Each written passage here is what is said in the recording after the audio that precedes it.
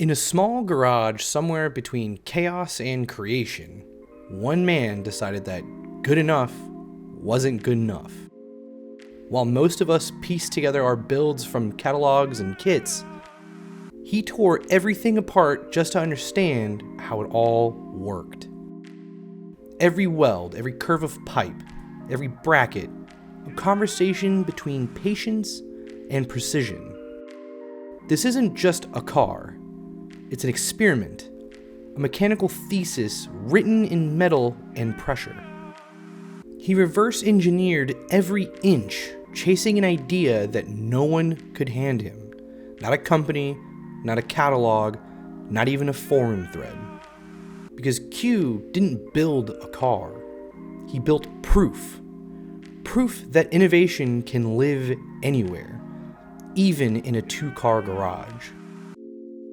This is Q's B7 S4, the first rear-mounted turbo on this platform. Forged in fire, perfected in silence, and driven by a spark of calculated madness that no manual could contain.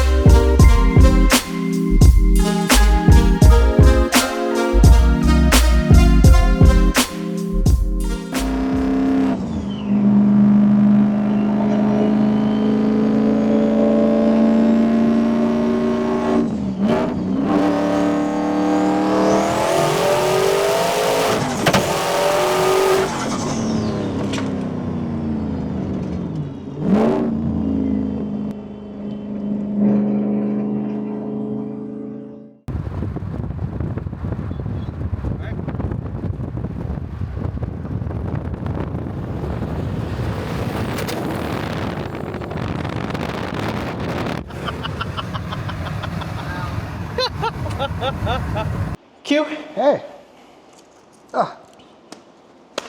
What's going on? I am so happy you're here. I'm so happy to be here. Been a long time coming. Sorry for, oh my God, I almost did the dad thing when you do this. You're like, ugh! Don't do that. Don't give in to that. Dude, 32, man, check engine light, just shit done. Yeah, that's when it starts, actually. And then, you usually ignore the creaks and moans and groans until about 36. At that point, the damage is done. Okay, see, now then you take it to the shop. Now you're giving me what's the shop say, though? Well, the shop says, well, if you would have came to us a few years ago, we would have been able to correct this. But I didn't know there was 3 codes. It only said check engine light. It didn't tell me all the other codes. The check engine light is yellow for a reason. Oh, it's a warning. It's not necessarily dire yet. That's why all the important things are red. Yep. Brakes, oil light, yep. Fucking coolant, shit like that's red, right? Yeah. Immediate concern. Yeah. Check engine light's like, oh yeah, you can delay it. Well, the problem is we delay it. Yeah. And then we end up where we are now at 40 years old, and it's like, I could go deadlift, but am I gonna throw my fucking L4 out again? Probably. The thing is you're 8 years my senior, and I haven't heard you make a dad noise yet. Trust me, I do. When I get out of bed, it's like, I catch myself making those fucking grunts and groans, like, damn it. But then I go run a 6:32 1 mile time this morning just to see how fast I can run. What the fuck? Yeah. The last time I ran a 6:32? In a 1.8 Mark II. This is the last time I ran a 6:32. All right? Jesus. Anyways, thank you so much for joining us for this interview. I know we've been talking about this for a minute, and the small interview that we had was, I think, one of my favorite short interviews that we've done. No offense to anybody else. I might even have to pull that out. You guys are all right, but Jesus Christ. It was just I knew we had to put you in for a full a full shot because of the energy, and also I tried to get you to not give me all of the information right then and there for this build because of how extensive it is, and now it's going to be the time and place. Now, can you do me a favor and tell the folks what it is that you drive? Okay. Well, this is a 2005 and a half. So Audi loves their crossover years. Audi S4. Came with a 4.2 liter V8, 340 horsepower. Red line at like, I think it was 7,200 from the factory. And generally fun car, 6-speed manual, of course, because automatics are boring. I don't care if it's a DSG, DCT, SMG, whatever. I like manual cars. But yeah, that's what it is in a nutshell. But I added a little bit more sauce to it because it wasn't as fast as my 2-liter 8-valve Jetta that I mentioned in the previous interview. And something about having a turbo V8 just sounded really appealing to me. So here we are. Let's go back into your history. So the car we talked about prior was a 2-liter Mark III?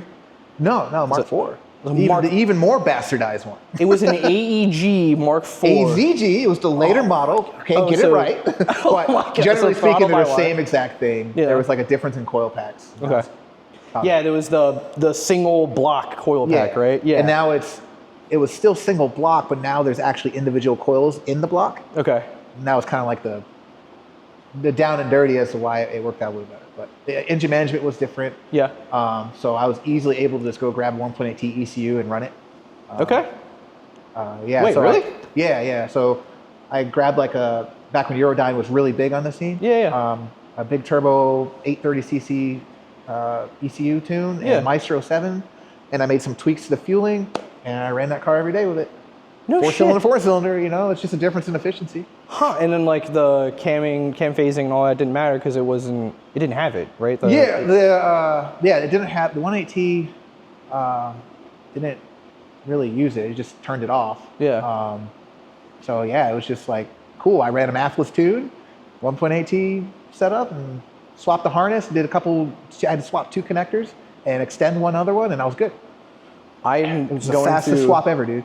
I'm going through an epiphany right now because when I had a Mark IV 2-liter, there was nothing you could do. Like this was like 2010, 2011. Yeah, that's I turboed that car in 2008. Oh, so you were the dude that I was probably following on fucking Vortex. Yeah, the Q-Jet, that was me. Holy shit! Holy shit! Holy shit! Are you fucking serious? Yeah, that was you! That was me. Okay, hold on a second. Okay, all right. Okay, one of you assholes told me that in order to be as low, because I was like the lowest fender to ground Mark IV that at that time frame, and one of you assholes told me to cut my fucking sway bar out. I don't remember what it was. It would have been me, because I wasn't a really big low guy. I like being able to avoid things. Yeah. Dude, holy shit, I remember because there's so many people, there's so many threads about people who are like, I got this 2.0 Mark IV and I need to do this and I want to do this. Yeah, everyone would tell you throw it in the trash. Yeah. Get a 1.8T, get a VR6. Yeah. And they're not wrong. Yeah. But what I learned with that car was the amount of money it took me to make 400 wheel in that car versus what it would cost in a 1.8T was about the same. The power curve was different, but the overall peak power, torque, and peak torque was relatively the same. And so, as I told you in the last interview, as I went forward, that car I dynoed it at 375 on 25 pounds. And this was an HX35. And then by the time Waterfest came around, I didn't care anymore. I grabbed 110 octane, I had water meth going, and I was running 35 pounds all weekend. So I think it was probably closer 450 to 500 range, somewhere in there. Because I was at my buddy's B5 S4, which was the bee's knees back then. Yeah. He was running RS6 turbos, and I was beating him. And I was like, damn, this car's quick. Now, granted, there's a weight difference there, right? Yeah. But that kind of gives you a perspective. It was like the car was quick. Yeah.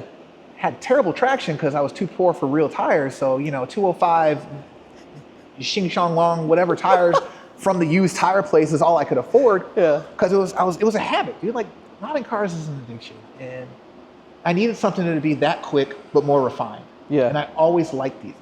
Yeah. So I bought this, and I love that I can just punch it wherever and have traction. I love that I can rev it all the way to 7 and it didn't feel peaky. It just felt like it just kept going. Yeah. I was like, man, I can rev past 7. This is great. But it still was slow because I got used to 3,000 pounds and 450 wheel to go all the way down to 250, 265 wheel, depending on the dyno, and 3,800 pounds is a huge difference. It's a lot of weight to carry through. Yeah. So, Yeah.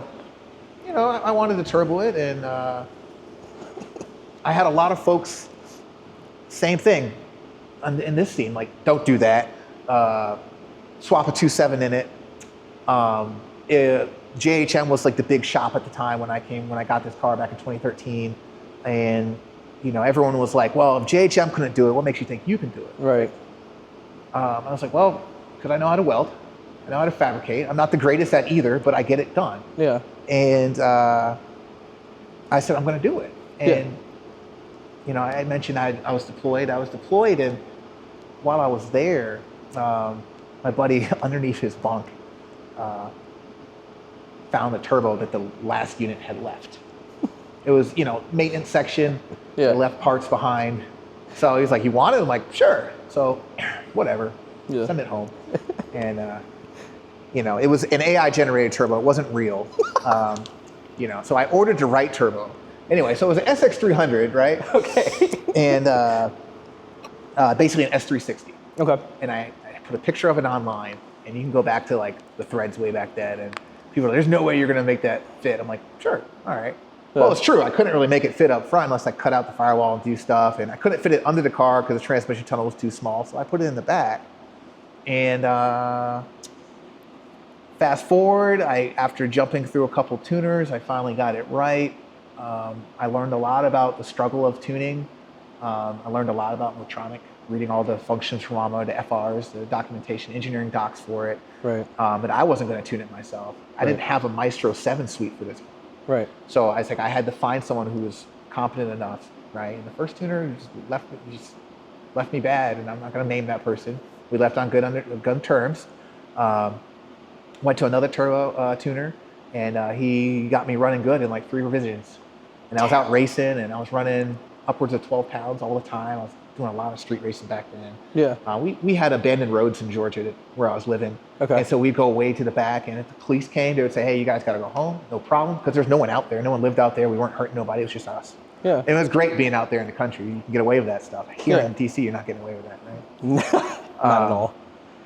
But eventually, which I knew it would, everyone told me, around 500 wheels, shit would blow up. I started running ethanol, started kind of trying to push for 14 pounds, and it lasted for a couple months, and finally threw a rod. So, well, that sucked, you know. Yeah. Did I ever dyno it? I don't think I ever dynoed it. Okay. But all the numbers pointed to I was somewhere in the 450 range for the majority of my racing time. Just because then I started getting upwards of 500, and sure enough, it sent a rod. Yeah. So lo and behold, I built an engine, and you know, started running 22, 23 pounds. In a garage? In a garage, yeah. In an auto hobby shop on a military base is where I first put it all together. Well, the first setup was in my little 1-car garage in Florida. Hell yeah. Right, and then like I used the hobby shops because I needed more space to do some other things. And as the years went on, I made revisions to it. I tried different size piping and all this to make the car faster and to what it is today.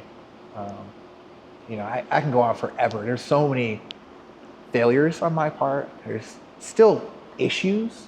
You know, the car is not perfect. Right. I don't think I'll ever have it perfect, but I can get in this damn thing every day and drive it. And it puts a smile on my face when, you know, it lights up all 4. I'm like, oh, this is good. Not just your face either. I mean, we just saw you with a pole when coming back from Sheets.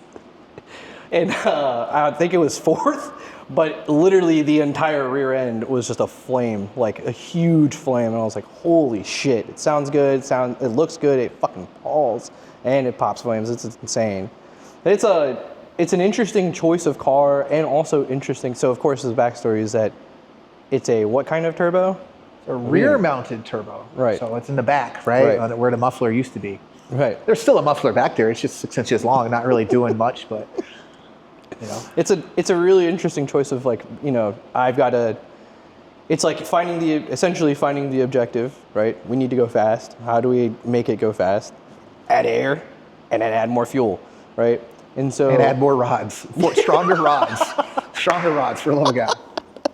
You got a V8 here, like if you think about it, back in the day, right, 1.8Ts and 2 liters, Yeah. we all knew that once you start getting around 275 wheel, 300 wheel back then, Yeah.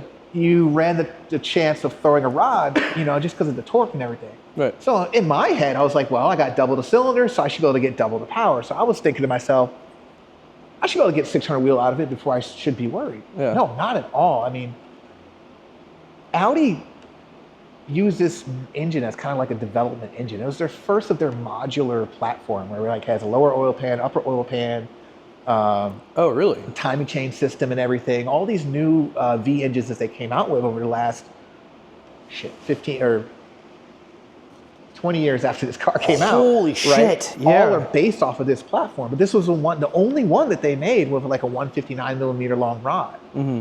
And just having that extra length was enough to make that rod a hell of a lot weaker. Yeah. I don't imagine their process in rod manufacturing changed from 2003 with the RS6 engine and the A8 and the regular AZR, I think is The 2.7? no, not the 2.7. The belt-driven 4.2s, right? Oh, yeah. Non-RS6, even those are holding like 800 wheel all day long. So you're just like, how are they able to get the 800 but not this engine? So Audi did some changes somewhere along the line to save stroke. money, right? Oh, okay. And because of that, it had toothpicks for rods. And so I wasn't able to get there. Yeah. Anyway, yeah. But then you did get there, Then I did get there. which is amazing. So like, the briefly touched on why a B7, right? Because there's the B8, right? The B8 has the same, the S4s have the same 4.2, right? Oh no, those are V6. S5s. S5s. The okay. first generation V8 S5 had a 4.2 FSI. And that's another point of contention. People associate all the 4.2s after the RS6, the C5 RS6 and the belt drive RS6 as the same. That they all have the same timing chain problems. When no, it was only the B6 and B7 that has the terrible plastic guides that would break and then cause everything else to fail. In the rear of the motor. In the rear of the motor, right? And because of that, you have to pull the engine out and spend, if you don't have a shop, right? Yeah. You're spending, I think at the time, people were spending like $1,500, $2,000 on parts, Yeah. plus another $3,000 or $4,000 on labor Yeah. to pull the engine out, do the timing, put it all back in, right? And it's just like, that's insane. So people just let these cars rot. Yeah. They didn't respond very well to mods. Yeah. At best, maybe you would get 400 crank out of the thing. Yeah. It's an NA car. Generally speaking, you don't get huge gates. You look across any NA engine. Yeah. If you can get another 50 wheel out of it, that's usually about where you stop, right? Generally speaking, intake, exhaust, headers, tune, 50 to 60 wheels about where you stop. But people don't look at it that way. They look at the overall number and say, well, an LS can get the 400. I'm like, okay, well, which LS? And where is it starting at? Oh, it's starting at 340 wheel stock? Yeah. Okay, it picked up 60 wheel. Good job. Yeah. Right? People don't see it that way. Yeah. So I wanted this car because it was a V8. I wanted this car because it's a manual. I wanted this car because it still was a German vehicle. And I was more familiar with Volkswagen products because I had the Jetta for so long. Yeah. It was just a goal of like, hey, let's make it faster. Let's do it easily, right? A rear mount was generally it was generally easier than having to pull the engine out, cut the firewall, build the stuff, test fit it, pull it back out again, weld it up, put it back, make sure everything's good, you know what I mean? Yeah. All that, I was just like, well, I have all that space back there, all I gotta do is fit a pipe. Cool. Cool, I'm going that route. And I ultimately knew that if I was too lazy to do it, Yeah. other people would be too lazy to do it. And I was like, well, one day I'll make this into a kit. Yeah. Right? And I did. Okay. And I've sold a few of them. And one of the guys actually just texted me this morning. He's playing around with no list shifts, so he can shoot fireballs out of his. And there's gonna be more of these things. yeah, there's more. They're running around, Technically speaking, so you came from modding your Mark IV, which was literally the car before this. Is that right? Holy shit. Yeah. Okay, so coming had no from the support, had to make it all myself. Yeah. So like Same thing. that kind of drive to take something that is naturally not, I guess, as fast. Like everybody knows the 2 liter was whatever. It's a very difficult motor to squeeze power out of, but you took the time to learn. I'm assuming because your career isn't into mechanical or physical engineering, right? Right. So you're taking the time to learn basically physics at this point. You know what I mean? In a way, yes. So yes. like there's obviously a very heavy attention to how mechanically and physically things are working within the motor. So I'm assuming you had to do a shit ton of research. A lot, because this latest setup here was my attempt to address all things about efficiency while still maintaining the same setup. Okay. At the end of the day, a rear mount turbo car is still inefficient compared to a front mount. What the point of the question was really, or what I was trying What to I go had to learn to make it as efficient as possible. Right? Yeah, exactly. So, so like, because that's not a fucking normal person thing, by the way. No, you I don't think. Like normal people don't look at a car that other teams of engineers, right, for building a motor that have spent years and whatnot, and then you take that motor and you're like, okay, fuck all that. We're going to make more power because that's what I want. So, oh man, there's so many paths I can go down this conversation, but I'll try and keep it a little somewhat concise. Yeah. So I still do side work for usually sideways rally team, right? Oh shit, So USRT. USRT, right? So Scott, yeah. Scott's Hell running yeah. for that, right? Shout out to Scott. Shout out to freaking Scott. Yeah. He is the funniest man I've ever met on the phone. He taught me a lot because he's been around rally racing and supplying folks with fueling and water meth solutions for many, many, many years. Sure. It's like 98, I think. And in that time, I learned a lot about like intake runner length, and I made an intake manifold, trying to do Helmholtz resonance theory and stuff, and back for the 8 valve, right? Yeah. For 2 liter. Yeah. Making sure I got the right length, so it kind of you get that second and third order effect of the intake pulse bouncing off the plenum, coming back, and basically ram air charging the air molecules going in. All that nerdy shit did it. Like it was just really cool for me. Yeah. And so with this, it was kind of like the same kind of going down the rabbit hole and figuring out how I can increase the efficiency of this, because inherently a rear mount turbo car is not efficient. Yeah. Right? Yeah. You are losing heat. Yeah. You are losing velocity. That's due to the bends, weld joints, flanges, length, pressure, the wall friction. Like it's all stuff that's happening, and because of that, the back pressure in the system for the exhaust prior to the turbo is actually higher than what it would be in the front mount because of the length of time that which isn't much because you're talking hundreds of miles an hour to go 10 feet. Like it's nothing, right? Yeah. But still, it's enough to increase the pressure in the system. Right. And so that now is pressure that the piston has to fight against. Okay. So this car, as it sits now, is my attempt to address some of those inefficiencies. Okay. So I use ceramic wool, which is used in fire kilns, right? And I wrapped all the pipes, and I did like a whole build series on my YouTube for this. Which is? Q Performance Concepts. Hell yeah. You look that up, you should be able to pull up my page, and you'll see my turbo kit design page. And it's also in the comments and links below. Yeah. I think you're good. Stacked Auto Haus. Stacked pancakes. You're the guy. You're allowed to walk through. But no, you're good. Where was I going? So Ceramic. So I ceramic wool wrapped, and then I grabbed some cheap, really thin titanium sheet from some Chinese supplier because he like advertised it, and it was like $80 for all this sheet that I was able to clad it all in. Yeah. So it's all wrapped and nothing. I tried spot welding it together, and it did not want to spot weld, so I used metal zip ties. And just whatever. Just some corners cut, but like at the end of the day, that increased the temperature compared to my old setup with exhaust wrap, on average 200 degrees Fahrenheit. Okay. So that's more heat going to the turbo. Yeah. Right. Then I went from dual piping because I wanted to keep my twin scroll setup because I was adamant about it. Twin scroll spools faster, blah, blah, blah. Yeah. But I was like, that's more wall friction. So I was like, let's go to a single pipe. Yeah. Let's completely change and go to a more efficient turbo. So I got a modern turbo, a Zona, Yeah. 7269. Jesus. And all that compared to the 7675 I was coming from prior to, I picked up 1300 RPM faster spool. And by all intents and purposes, I picked up like 150 pound-feet of torque in the mid-range. Right? Damn. And there's programs out there to kind of calculate where you're at for power, and it's generally accurate so long as you're on a flat road. So it's a huge difference. Yeah. Huge difference. I love the car was brand new again. Yeah. I love driving this thing everywhere. Like it just, as soon as I start to tip in 20% throttle, I'm making like 2-3 pounds of boost, like off the rip. Like it's already in positive pressure, and then it just wants to go. Yeah. So it's so fucking great. calculated. So I did that. I learned more about how turbochargers work. If you remember, on the previous interview, you asked me what was my most memorable moment. Yeah.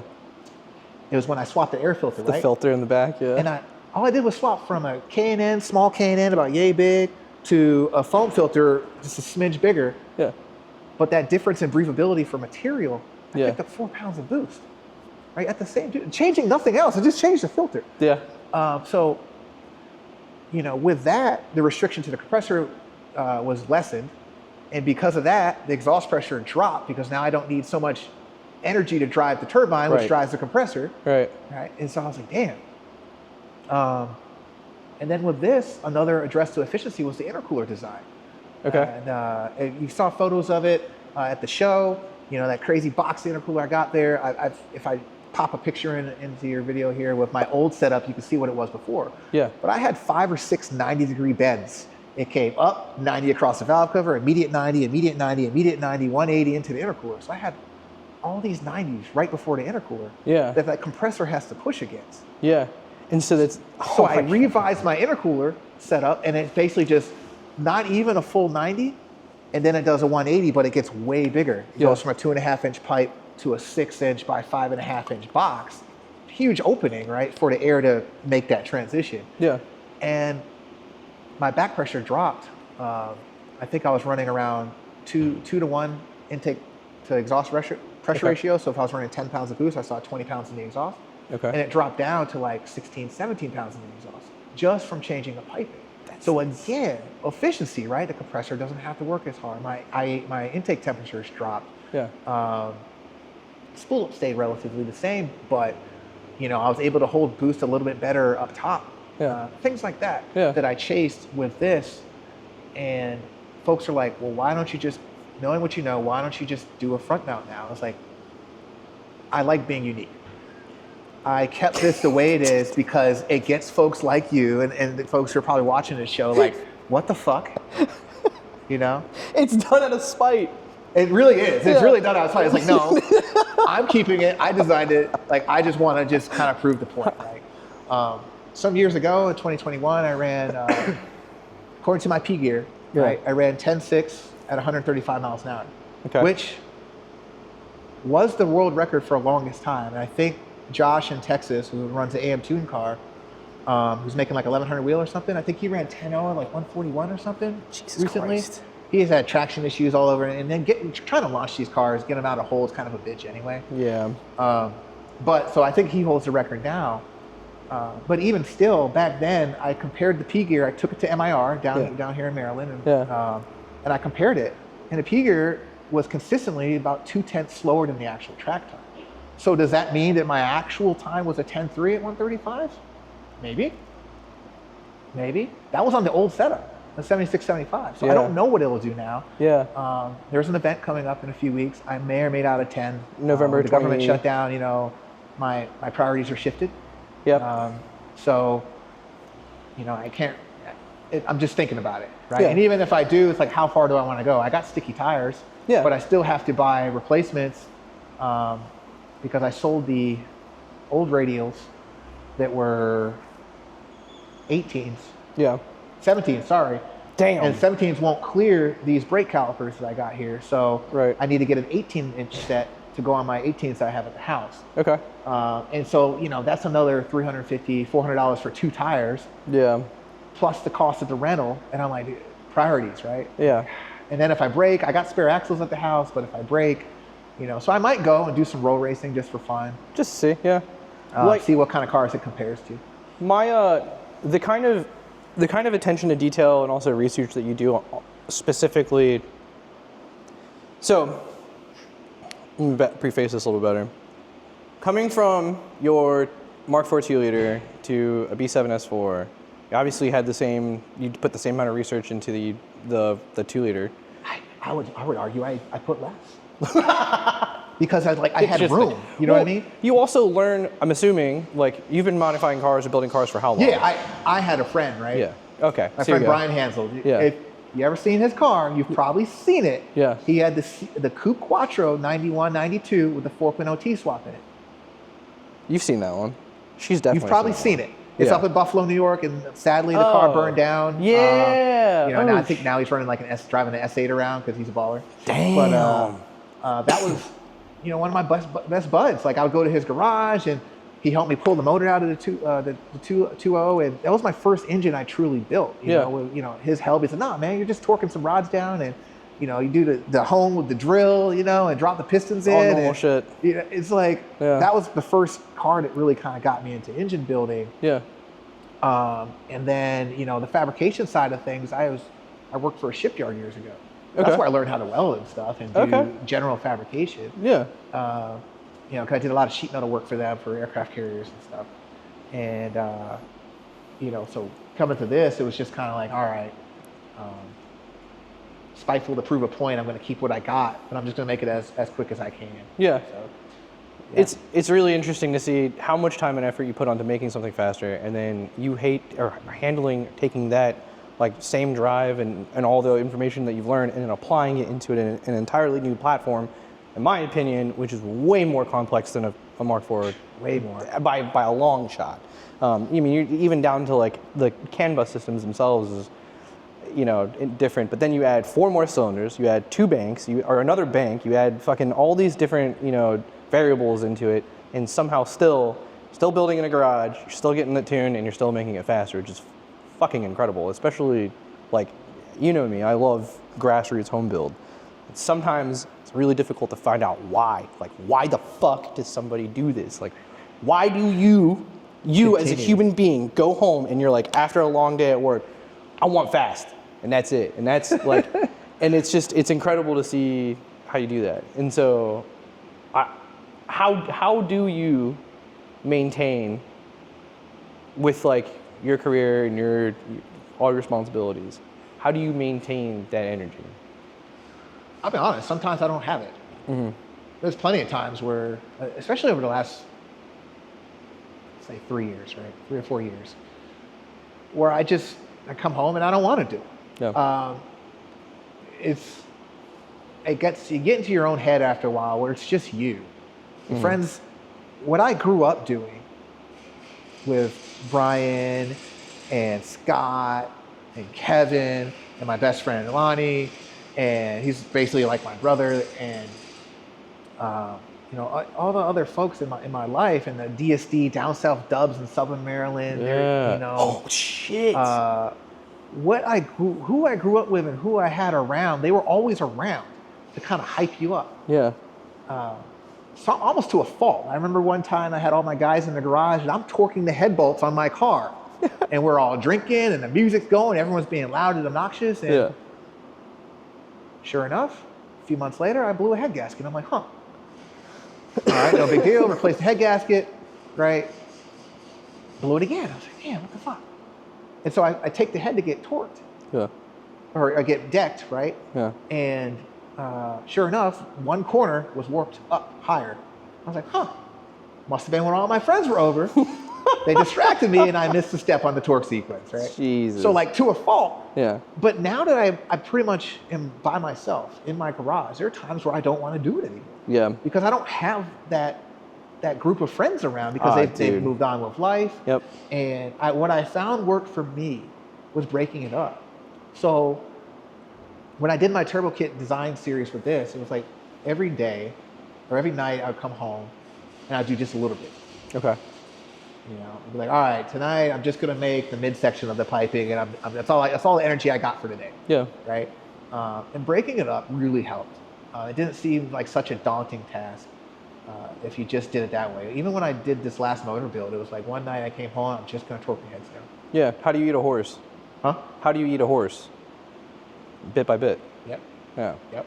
It's a That's really Italians, fucked that's up. what they do. Yeah. I was gonna say it's a really fucked up saying. I don't remember where it came from, but I know that was. Yeah, that's like it's just piece by piece. But there's times where it's like weeks. Right now, this car has a leaky driver's side exhaust manifold. Like Oof. the way the manifold's designed is like this blowform casing that goes around the runners and presses into the flange, and then the inside of the flange is welded. Well, somehow the pressure's making its way and coming out the front end of where the flange is. Well, what does that mean? That means I have to pull the engine out. Well, guess what Q doesn't have? Q doesn't have the energy to pull the engine out of this car. We're just gonna let that exhaust leak ride for a while. Maybe this winter I'll get around to it. But it's a prime example. It's like if I was younger, if I was in my 20s, right, it would have been out this weekend. Before we even had this dang on interview, I would have had it out last night, replaced, and back in this morning to make this interview. Hell yeah. No, like that's how our friends were. And so now that I'm kind of by myself, the energy has dropped. But I guess what kept driving me for a while was I was the only one doing it. Yeah. You know, even right now. Oh yeah, I know exactly there are only like what you're talking about.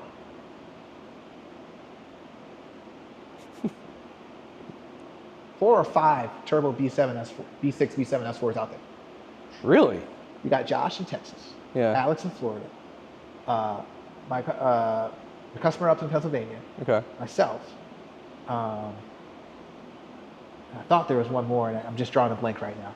But yeah, like when you think about it, this is kind of rare to come across. So just being its unique self, it just makes it all the more fun. Damn, that is interesting. You're right. I don't think I've ever really seen turbo B7 S4s at all. Like, and I didn't even think about that being a thing. I guess it's because, of course, like there's so much fucking involved in doing that, right? But I'm still happy that you're still keeping it going. I share very similar sentiments. Like when we started working on cars, like back when, shout out to New Concepts, my old crew, we every weekend was it was always like all right, who's bringing beer? Who's coming over? What are we doing? Who's got the lift? Who's on the driveway? What are we doing? Like starting from Friday night until like Sunday morning, and we would get all of our shit done, like all our mods done, go to a show, go cruise, so on and so forth. When we got older, same thing happened. You know what I mean? People started having kids. You know, people started changing up their priorities. Money was starting to get tight. I mean, it was like right when COVID happened, it was like that was a wrap. You know what I mean? Like a lot of social environments stopped. Some people lost their jobs. It was like it was difficult. And so to keep finding, like you saw, like we came back from like West Virginia and people were making car shows in like West Virginia, in the middle of nowhere. To keep finding people still building and still modifying and still coming home and having the drive to like build something unique or build something different or just build anything in general. You know what I mean? Like taking their time to reverse engineer, taking their time to re-engineer essentially. You know what I mean? Like it brings like a lot of hope into the future of like car culture. It's not as voluminous anymore. You know what I mean? No. But the beauty is that people are still doing it. Yeah. And so I pray that the effect of majority of these people still continuing, like yourself, continuing to do this, they keep that push going and then at some point hand the baton down to like the younger generation. And so I applaud you like heavily for that. That's awesome. I'll say this, let's see, I started modding cars when I was 16, so, oh my gosh, it's been 24 years. Damn. Anyway. God damn. Anyway, we're going to ignore that, right? Numbers, it's just a number, right? Age ain't nothing but a number. I like to think, and I won't even say I like it, but I've come to realize that I would say we're almost one of the last generations of do-it-yourself car modding folks. Yeah. When you look at where technology has gone, yeah, you look at from 05 to 2025, I can right now go out and get a new S4 of all the whiz-bang features, fast shifting transmission, all the creature comforts, massage seats, do a TTE 770 or whatever turbo they swap to nowadays. Oh yeah, and talking about the hot V8s. And run mid-10s yeah. out the gate with minimal effort because the turbo's right there on top. Yeah. Why would you? Yeah. Why would you? What I've come to observe is that folks are lazy, right? Don't get me wrong. Like sure, would I love to have a car that I can just go be like bloop bloop bloop bloop bloop bloop, 1,000 horsepower? Yeah. Yeah.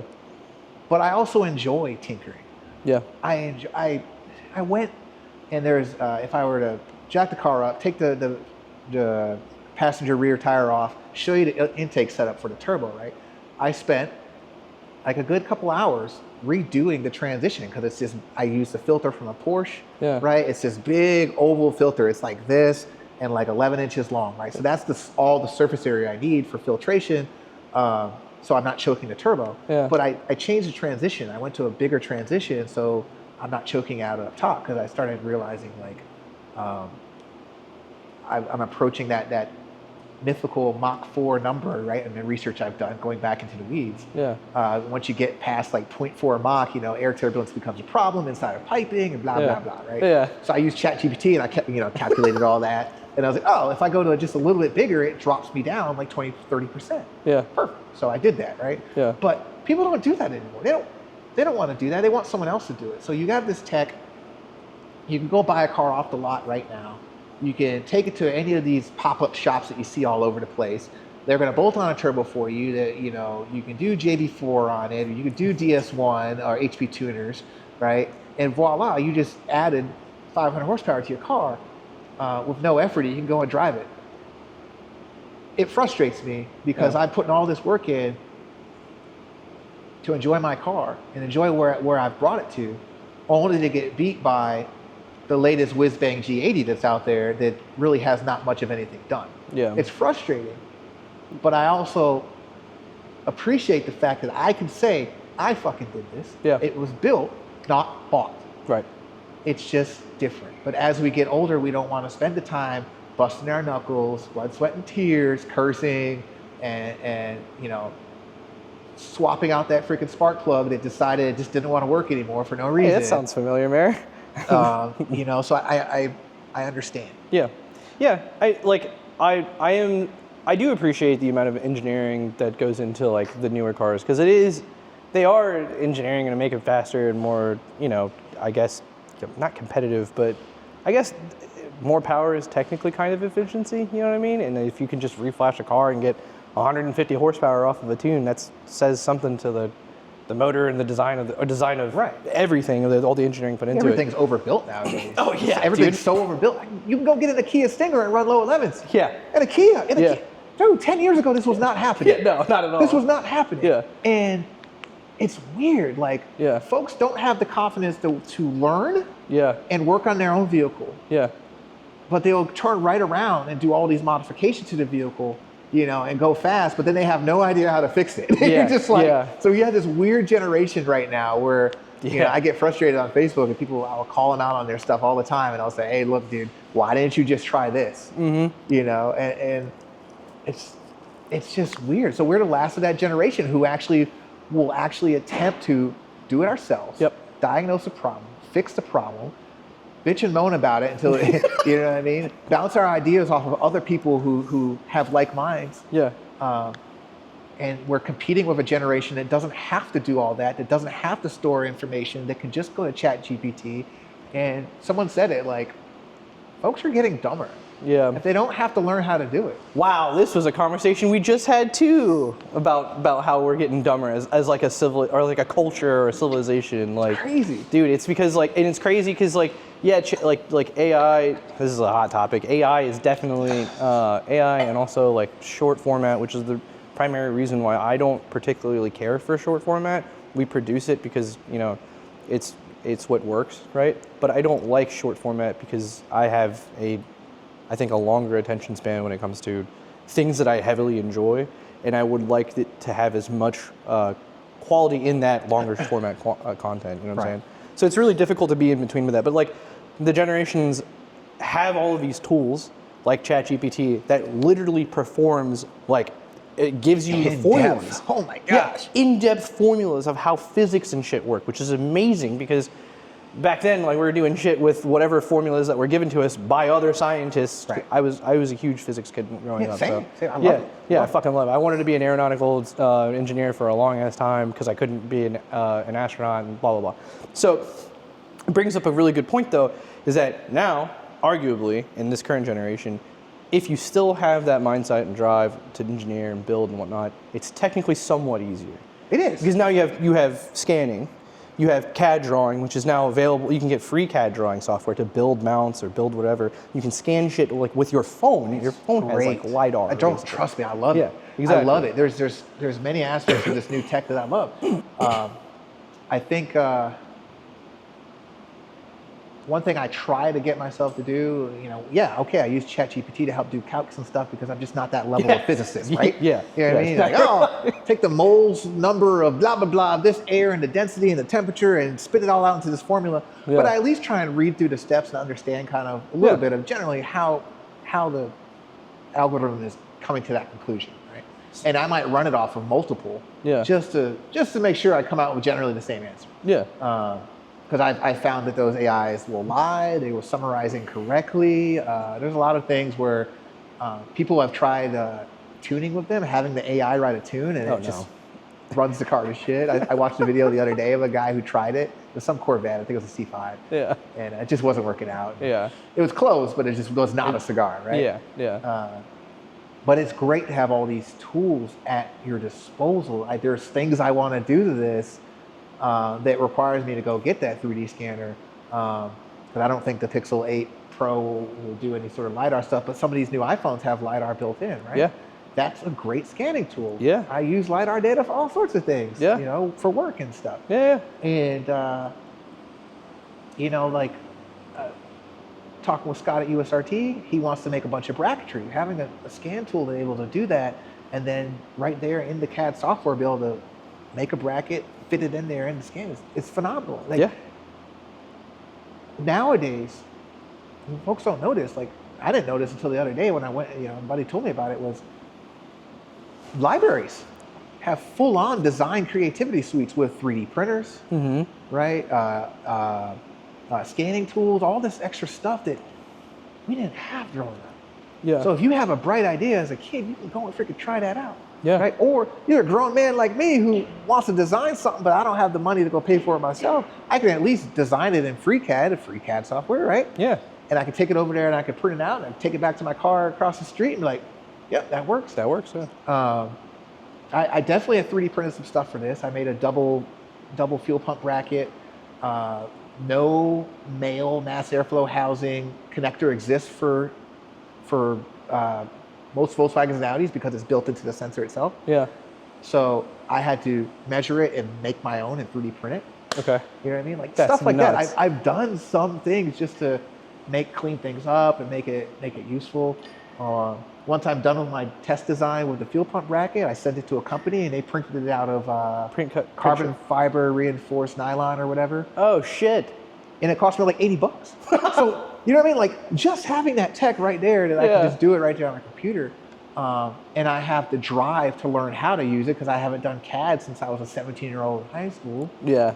Actually, that's exactly when I was in CAD too. Hey, exactly, right? It was like 8th grade or whatever, 7th grade. We did 9 through 12. It was insane. Shoot, it was before high school. It was middle school when I did it. So yeah, I was 13. Yeah. But what I'm seeing now is everyone run to the internet, run to Facebook to ask their question. Yeah. Even though the answer is in there, the giant machine that is Google will find the answer for you. Sure. For you to research and read, but instead they go right to Facebook and ask the question that's already been answered for decades before. Right. Folks don't want to learn. Yeah.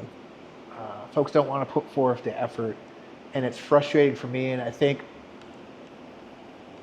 I continue going with this to lead by example. Like, hey, dude, you put forth the effort, it's a cool thing. But at Low Show, I sat there for like a good half an hour outside the car, talking to other people, and I would just watch. These folks walk by and they look at it, and you can see the numbers and zeros popping above their head. Like, they don't know what it is. They don't know what's going on anymore. Yeah.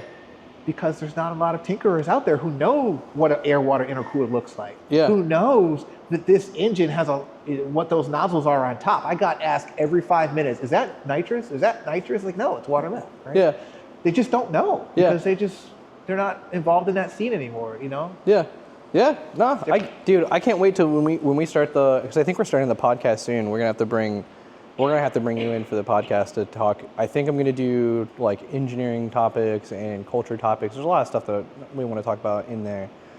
So you're gonna have to come in for that. Yeah, and for sure. It's gonna be. I think we're starting it up next month. The goal was to do it somewhat mid or end November. So, but yeah, so you're gonna have to come for that. You guys got me for like 8 more months. And then Nah, you're staying here. this car and myself will be gone. Nah, dude. Yep. Nah, I'm gonna make you stay. I'll find a way. I'll talk to my people. Yeah. No, Give me going back overseas there, bud. Yeah, wait, you're going overseas? Yeah. Do you know where? Yeah. Germany? No. Where? Try again. Japan? No. Korea? No. Is it no. Asia or? It's Europe. It's Europe. Italy. Wow. You're going to, really? Yeah. They just rebuilt a lot of that base too. So I'm going over there, and what's funny is I had this car driving through the Italian side of the Alps and the German side and the Austrian side, so it's going to be really cool. Are you taking this with you? I'm going to try. Okay. I need some help as far as Logistics? how I'm going. Yeah, the logistics of shipping it. We got a guy. Because I don't want the military to ship it. I don't like their process. But dude, we got a guy. Like we have plenty of people that either do logistics, and if you need to store it anywhere, Stacked Auto Haus. Okay, it's where Stacked. you can. It's where we're at. It's where you can store, preserve, and modify your vehicle, and have it in a nice environmentally controlled area to do so. But no, yeah, we'll chat. It's good to know. Give me a. Sorry, I know I don't know if we're running hot. You're not on time limit, are you? Word. Give me a. What does Grand Thumb say when it comes to guns, TJ? What he says? He says tip to butt. Right? Yeah. Give me a tip to butt on your B7 S4. Let's start with like. All right, motor wise. So you mentioned your internals are already rebuilt. Let's get into some specifics with the motor. So, man, we've been talking for a hot minute. Yeah, we did everything but the car. Did everything but the car. Here's the car. Yeah. Looks good, yeah. It's 20 years old, so I won't bring the camera closer because you're not going to see all the shit that's fucked up. But, all right, engine-wise, I want to start from the very, very front of the car. Hell yeah. I have a B8 S4 Merc Racing heat exchanger in the front, right, that I modified to sit there, and I took an idea from an actual engineer, Eric Ziegler. He has that triple turbo V7 rear mount RS4. Shit, Jesus. Right? Yeah. So when I lived in Carolina, I went to go visit him. I took a ride in it. That man is a crazy man. You are a crazy man. The way he drives, like, yeah. he gives no fucks. And it's amazing, but it scares me at the same time. Anyway, so he made his crash bar into a reservoir. So I was like, that's a great idea. He's running pretty much the same style heat exchanger in the front. The difference was the intakes on mine were bigger, so I had to actually trim the crash bar, make it a little bit slower, or a little bit smaller. But still, I did the same thing. I think it holds like almost a gallon, like 3/4 of a gallon in the crash bar of just fluid. So wait, the crash bar? Yeah, I sealed it up. I welded it, sealed it up. And it is a reservoir. So it goes water pump through the top of the intercooler, out the bottom of the intercooler, through the bottom of the crash bar, up through the top of the crash bar, through the heat exchanger, and then back again, right? So I'm sorry, what the fuck? I know, right? So if I ever wreck this thing, knock on all the wood, if I ever wreck it, like it's gonna put the fire out immediately, right? Yeah. So, holy shit, dude. So the overall air water system holds about 1.5 gallons, 1.5 gallons, 3/4, I think. Okay. I don't have a reservoir anywhere else for it to fill, so I just fill it through the intercooler. So that was like the first day. I'm running a frozen boost, biggest intercooler I can fit in the front. Yeah. Air water intercooler. It does okay. Okay. It does decent. I'm running, when I'm on pump gas, I have USRTs. Scott and I helped kind of configure a direct port water meth injection system, right? Okay. Using our proprietary race valves, which I came up with the name. They're called rapid action control elements. Okay. Right? So it's basically a repurposed fuel injector that has 4 AN fittings on both ends, right? So you're able to actually PWM control this injector to precisely control the ramp in of water meth injection for your port injection. That's fucking crazy. Right? So in a way, it acts like a supplemental fuel injection system. Okay. So I got that, right? Coming down into the intake manifold, I got a flapper mod. I grabbed some Darlin plastic. The flapper in the factory manifold is like this thick, like a 1/2 inch thick. Yeah. So I went down to like an 1/8 maybe. What was just for more flow? Air turbulence. So Because So if removing this is where the air comes in, right? Through the Right. throttle body, it comes right into the manifold. Well, that flapper drops right in front of the opening. yeah. So that causes turbulence. So by making a thinner flap, there's less turbulence, and it's been actually proven to pick up horsepower on the top end Because it tumbles in. right. Okay. So so that air doesn't have to get all discombobulated inside the thing, right? Okay. So it's been proven to increase horsepower. A lot of folks will say just delete it, Yeah. but it also helps spool. When the flap is closed, your intake runner length is like 21 inches, I think, when I measured it, 21 or 22. When it's open, your intake path is like 10. So longer runners increase torque, shorter runners increase horsepower. Again, going back to that whole Helmholtz resonance theory, right? That's why they have the flapper in this manifold. And that's why the older belt-driven V8s have the flapper in the manifold. Yeah. Shit, EA888s have flappers. Like, And it's different for the later FSI engines. Okay. It has to do with how the air tumbles into the combustion chamber to improve efficiency. okay. This is strictly for runner length. Okay. And if like I unplug it and leave it open, Yeah. I can actually see like there's less airflow coming through, and that the time the boost is actually slower. Okay. So I just have to tweak where it opens up. It Yeah. opens at 5,000 for me. My customer had to drop it all the way down to 4,000. Yeah. But that's like the next thing, right? And then Okay. once you get into the heads, SuperTech valve train. Okay. So +1 millimeters, because that's all they offered. They didn't offer a standard size. Okay. Alex at AM Tune came out with a standard size, if anyone is interested. So they have a standard size. I think he's doing SuperTech. Ferrea is the other company that offers. Yeah. And then obviously upgraded springs, titanium rotators. Yep. Really good to have, especially because I mentioned exhaust pressure earlier. Okay. You need that extra spring pressure to help combat any potential for valve flow Okay. due to RPM, Yep. ramp rate, all that, and pressure. So, Okay. Schrick camshafts, pretty Okay. much the only one in the world with me. Really? Yeah, I got them when I was in Germany. Okay. Found a company that had them, and they stopped selling them back in like 2016 or something. Okay. So What I was like the profile? last person. I don't know if they do any gains, but Yeah. I got them for like half the cost of what they normally are. Okay. So you had to throw them in. So I was like, why not? I'm just Yeah. gonna throw them in there. Do you know what profile they are? They're basically a 264, 272. It depends on how you measure them, like where the lift starts. Okay. Because if you go to like I think it's a 1 millimeter lift, it drops down to like a 232. Okay. Whereas the factory one's like a 210. So they're a very mild increase. You only get a couple millimeters extra lift. Yeah. Again, if they do anything, great. Yeah. I just have them, right? Yeah. My buddy Shay Floyd, he runs a company called Lead Hand Porting. Okay. He ported the heads for me. Hell yeah. Did a very bang up job, like when I put it on the flow bench. Yeah. And I have numbers. I think it was like, I went from like 240-ish CFM to like 275. Damn. Okay. And that was not like hogging it out crazy. It was just like smoothing out certain things. And Yeah. I really picked up a lot once I got the valve seats and everything done properly by a shop in Florida. It was his buddies. Okay. So shout out to Shay, like great work, dude. That's pretty much it for the heads. And then I did JE pistons, Potter rods. I went with standard length, the 159. Okay.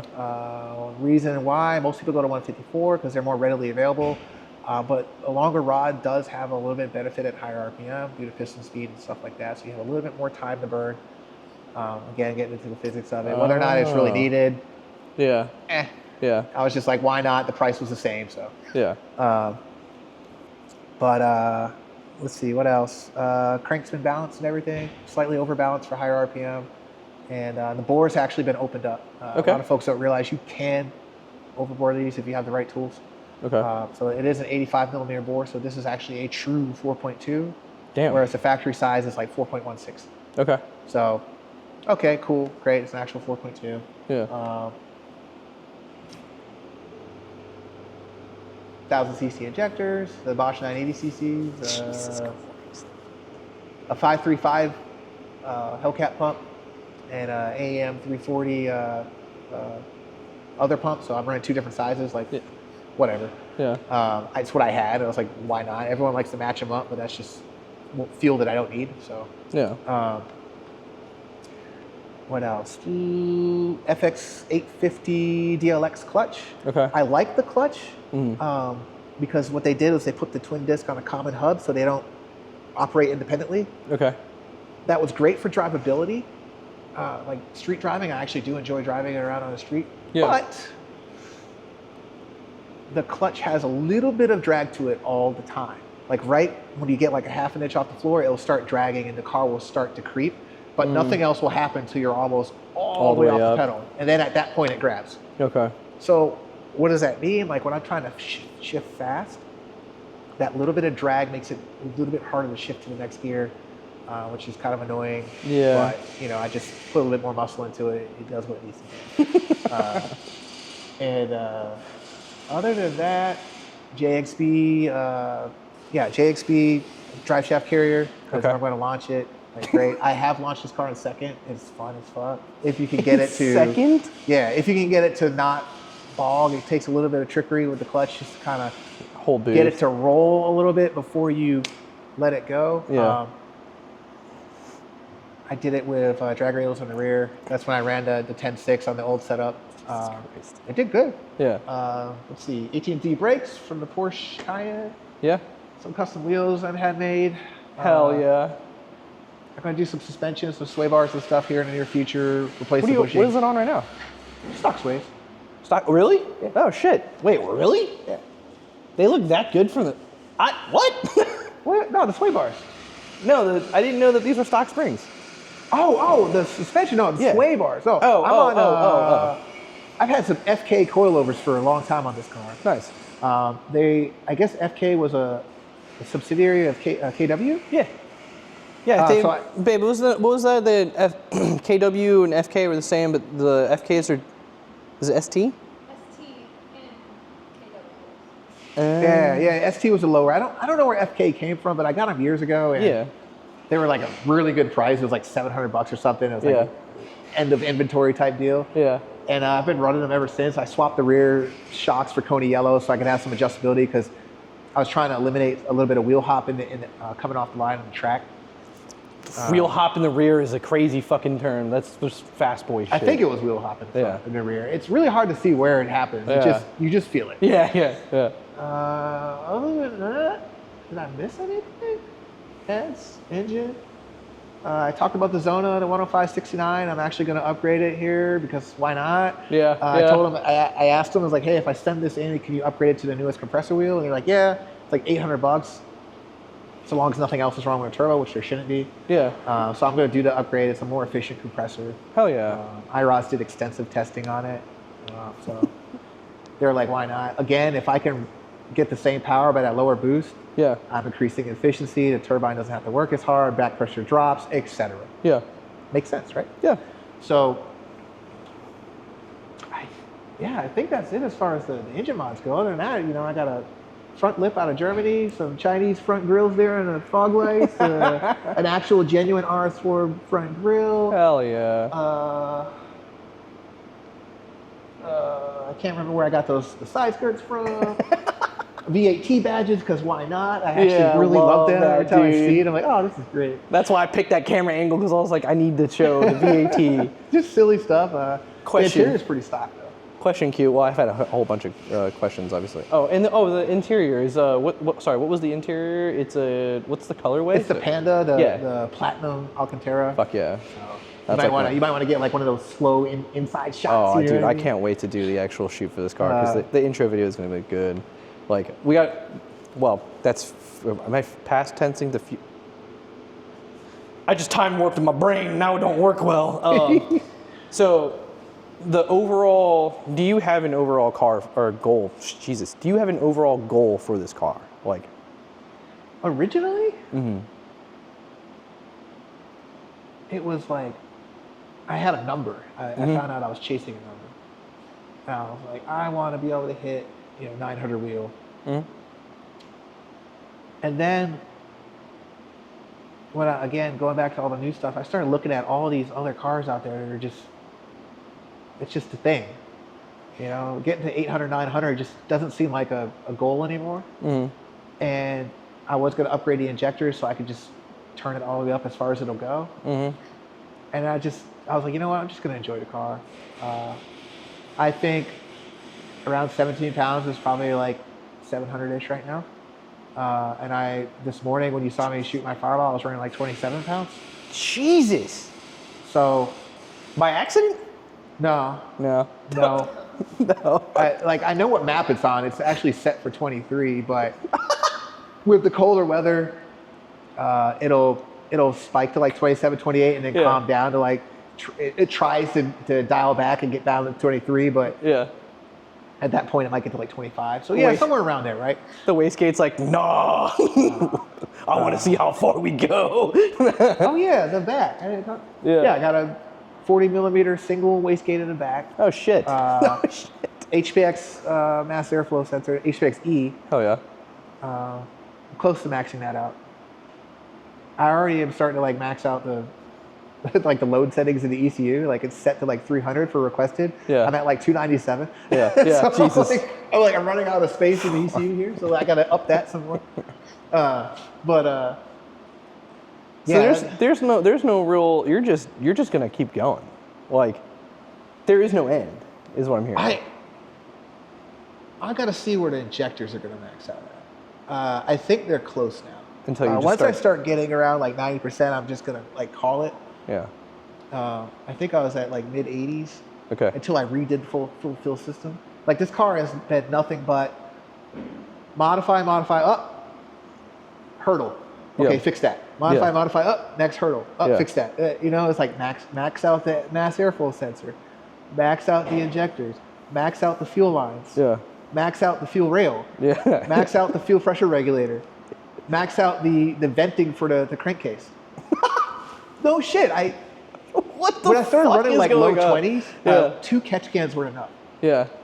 The valve covers merged together into 1 catch can. And then the valley, right out of the middle of the block, went to another catch can. Well, the valley, after like 2 pulls, like say 60 to 130 or whatever, Yeah. it would fill up the catch can Yeah. with like 8 ounces of oil. It's like, what the fuck? I was like, there's nothing, like this thing doesn't burn oil. Like, why is it doing this? And I was like, Yeah. all right. So I went to 3. I divorced the valve covers. Yeah. They both have their own catch can, and that kept the valley same. Never filled it up ever again. Oh, that's fucking genius. You know, like it's just like stupid shit like that. It's like, why is this Yeah. happening? What's the next hurdle? What's the next hurdle? What's the next hurdle? Yeah. I did experiments with this thing. Like I ran around with no intercooler and Yeah. just water meth Yeah. to see. And like in Florida weather, I was cruising at like 120 degree temps. Just cruising, and then the water Damn. meth would kick in and drop it to like 115 to kind of hold it. Yeah. But it took like 1,500 cc's of water meth Damn. to keep combat all that airflow. Yeah. And it was just like, it's not worth it. So then I put an intercooler on it. Yeah. So this is, if I could give you a summary of this car, this is your running and driving engineering project. In a way. I mean, I'm like done with it. Yeah. I come to a realization this summer, I was like, I'm pretty much done with it. What? Like, as far as like any more big, extensive mods. Like I said, I might do, like taking it in the mountains the other day with you guys. Yeah. Oh, sway bars will. Sway bars, right? Yeah. I saw that my back, driver's side, rear, front subframe bushing is super loose. Like I can push on it, I can see it yep. shifts, Yep. versus the other one really doesn't move at all. Yeah. So, fuck, I gotta drop the turbo piping and all that to get the frame down so I can replace the fucking bushing. And I'm like, son of a bitch. Like this is the one time the rear mount got in the way now. That's so fucking funny to hear. Sorry. But it's like I gotta drop my turbo to do my rear suspension bushings. Like. yeah. But my buddy Jimmy, I think he has the tool I need so I can do it right there on car and not have to do that. So we'll Hell see. yeah. So now you're doing. But I'm to the point now where I just get in and drive it and enjoy it. Yeah. And I really love flooring this thing like out of second gear because it pulls a little left and it just spins them. It's just Yeah. Hell like, yeah. oh, yeah, this is great. Hell yeah. So I'm excited to see what you end up finalizing this build with, because I'm assuming before you head to Italy, it's going to be like like I want to put it on the dyno yeah again with the shutdown and everything. Like Yeah. I should have had it dynoed already. I wanted to do it like this week. yeah But that and the track, I was going to do a dyno, then I was going to go to the track. yeah. We'll So it's really hard to convince someone who owns a car just like this to be like, hey, you should do this because I enjoy it. It and is. You should too. What would you say to the curious folk out there, like the new kids and people who want to dive into what you're doing? What are your choice words for them? All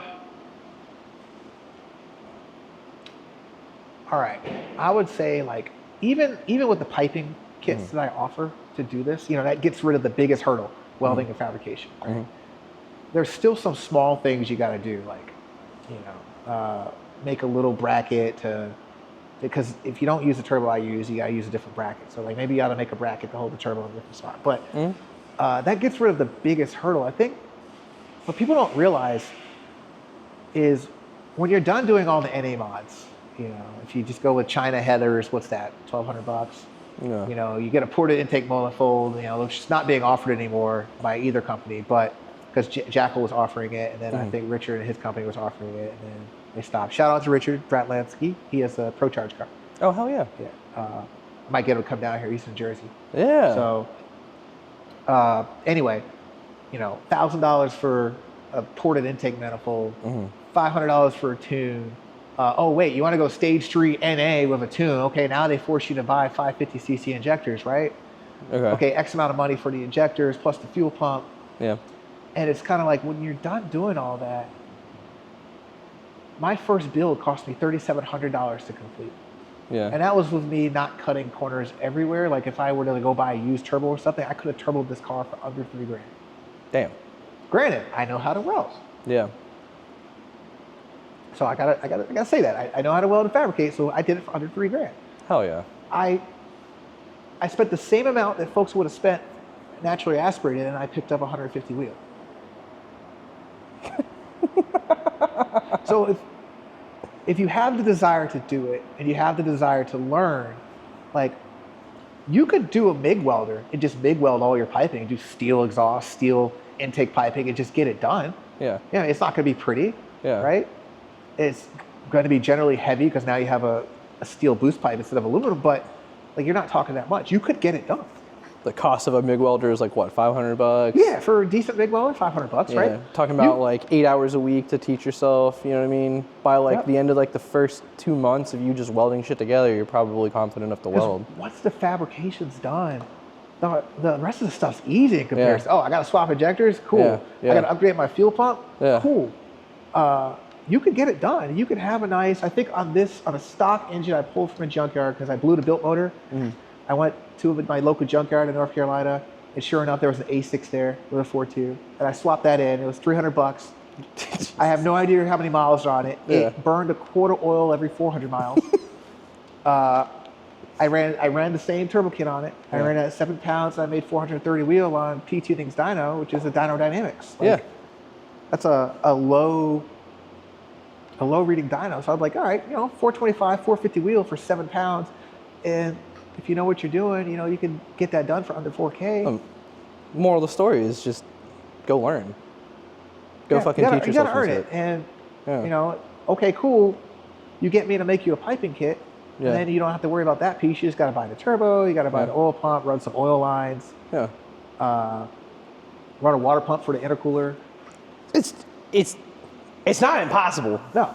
It's not. It's not. I think it's like getting the drive to just be like, you know what, fuck it, I'm gutting my car. You know what I mean? Because like, it is a hard car to be the first thing you use. Like you pick one up and you're like, I'm gonna fucking boost it. It's like, and most of them are ratted out because they got oil leaks for days. Like every B6 S4 I've ever seen, dude, selling for $1,000 because like I saw a B6 S4 in Reflex Silver Avant, and it was like $1,000 for the fucking car, dude. Because people don't want to pull the motor out. No. They see the shop cost for how much it is to replace the chains. Yeah. And they're like, all right, I'm not paying 10 grand to replace chains. And I offer, one of the things I identified was like, folks don't want to spend the money to fix it. Yeah. Right? If I could save my money somewhere, I will. I had certain type of components and everything rebuilt, remade, right? So things as they phase out of the market, because it's a 20-year-old car, you're not going to be able to find parts for it. Yep. Right? I'm still offering it. I'm offering the seals and things like that on my website. Hell yeah. We just came out with, brand new cam adjusters, right, to replace, and you have ways to save money, but you have to be willing to take that step and pull the motor out. you know, and honestly, 2 bolts here, 2 up there, same thing on the other side, 3 bolts on the frame, and the whole freaking thing comes off as one assembly with the headlights. No. Right? You see that? That's exactly what they said that about the B5S4. Say the same fucking thing. It's just 4 bolts. That's all you got to do. No, absolutely not. Fuck that. You're making it sound easy. That is bullshit. 4, 8, and 14. There's How much 14 room do you bolts. have between the front of the valve covers to the fucking whatever's in front of the valve That's cover? why you take the whole front end off. Oh my god. Or, Service or mode. There you we take, go. There or it you is. do like we do because they have a blank spot. You put a 3-inch long lag bolt in there, and you slide the front end forward, right? You don't even have to take it all the way off. But if you're pulling the motor, obviously it comes right. Fucking Audi people, dude. Service mode. V6 service mode sucks though. I think the V6 is harder than the V7. That's just me though. I've got the B5 service mode down to a pat, dude. I can put that thing in service mode in 5 minutes. Like, just fucking, everything's off. Oh wait, that's right. Cool. Yeah, the whole front end had to come out. Oh yeah, no, all that comes off. Yeah. That's okay. I was just sitting and thinking because like there's certain parts that don't exist. Like you see how my bumper is sagging right here? Yeah. Because of I had to seal off the crash bar, the plastic supports that hold the bumper up. I deleted them. Yeah. So I need to raise it and retighten the front bolts. But whatever. It's going anyway, fast. You can't notice it. Pull the motor out. You probably should do it anyway. You know you have one of these cars. You probably know you didn't do the timing. If you did, great. Go ahead and turbo it. If you didn't do the timing, pull it out and turbo it after. Right? Do the timing. Buy some parts for me on my website and get that done because and clean the engine because I guarantee you left that valve cover leaking for way too long. Your oil cooler seal is leaking. Your rear seals for the cam adjuster solenoids are leaking, and so you just got oil everywhere. You probably drive an automatic, and the fucking cooler lines are leaking, and by the way, I don't offer turbo kits for the automatic. But anyway, you probably need to clean your engine. So, oh my god, yeah, it's very simple. I'm not bitter. I'm just saying, like, when someone brings me a car that's just caked with decades of oil on it, I'm just like, I don't want to touch this. Like, this is gross. Yeah, it's nasty. But that's awesome, man. I'm really excited to finally have the chance to sit down and have this conversation, especially trying to understand how you keep going. How do you? You know, I'm finally to the point where I can finally stop a little bit. Yeah. You know what I mean? Like I said, I'll upgrade the turbo, not because I need to, but I want to. Yeah. But providing for the community too, like offering parts and services and information and stuff like that is like vital. You know what I mean? It's literally the people who take the time that do become like the forefront of engineering, you know what I mean, for chassis, you know what I mean, which is very niche. It's not a very good business model by any fucking means. No, it's terrible. Right? It's awful. But the point is like being able to solidly stand on a place that you are providing information, services, parts, whatever, for a chassis to help people do whatever the fuck it is that they want, their objective. Or at least information. Like at some point I've come across the information and I retain it in this beautiful mind of mine, or I know somebody who knows. Yeah. I'm not perfect by any means. I definitely don't have all the answers. Yeah. I definitely have cut corners. And you it's got just like sometimes when it's your personal car, it's just like whatever. I'll use this zip tie instead to hold this up. Whatever. It's a German car. Zip ties are a way of life. Yeah. So yeah. Zip tie mechanicry. That's a real thing. So you got anything to say? Any final closing words to the people at home? Well, I thank all of y'all who actually helped me get this far. You know who you are. I have contemplated selling this car a few times. I truly have. And honestly, if this motor fails, I probably will sell it. Let someone else enjoy it. But like seriously, it's the folks that kind of helped me get this far. Eventually, I'll take you guys for a ride. You'll see why I continue to drive this car. Cannot fucking wait. The noises it makes, every time I go and drive it, it's just enough. It's just enough where I'm just like, I don't drive this car all the time. I have a 100 horsepower Honda accent. So jumping from this to that. Yeah, changes the way you see things. Yeah, it just makes it so it's like a brand new car again. But I told y'all in the previous interview, like if you want to get after it, but be willing to learn, be willing to struggle. And I think that's one of the things that's missing from a lot of folks' mindset nowadays. If you foresee a hurdle, or I don't know how to do this, or I don't know where to get this, sure, you can ask a question, but do your homework first. Read about it. just read about it. Read about what a turbo engine takes. If you want to supercharge it because you believe that that's the easier route, okay, do that. But read about what a supercharged engine takes. It's much better to educate yourself prior to getting into this world, because otherwise you'll spend a lot more time at the shop than you don't want to. So. Hell yeah. Hell yeah, Q. Yeah. Dude, what a fucking interview, man. Yeah. I don't think I missed anything this time. Yeah. I said my one gripe, you know. I was like, you know, people don't do it yourself anymore. Like, that was my one gripe. Yeah. You know? I hope that you have the time in the future to answer the questions that I have, because I'm going to be diving into a build coming soon for our future project. I haven't disclosed what it is yet to the internet, but the homies know what it is. And it involves it is a U.S. car. Oh, it's a U.S. car. Oh. It is a coupe of some sort, but it will have a German power plant. Great, VR6. You heard it here first, folks. Actually, VR6 swap. You would if be it's surprised. an 07K, I'm punching him in the face. Shit! Oh, I'm getting fucking punched in the face, dude. So it was gonna start as an 07K, but because they're cheap, you know what I mean? I know. And they also make a lot of bell housing. There's a lot of shortcuts that I can take, bell housing adapters, so on and so forth, to like a T5. Okay, well now the information's out. Yeah, I have to cut that. Anyways, it is going to be a German power plant in a U.S. car, and it's going to be used primarily for road race drifts, shit like that. If you're interested, that may or may not have 2 spare built 4.2 short blocks sitting at the crib, you know? And that was the question I was going to get into, is what happens if we put another V8 in that car that is not supposed to come in it?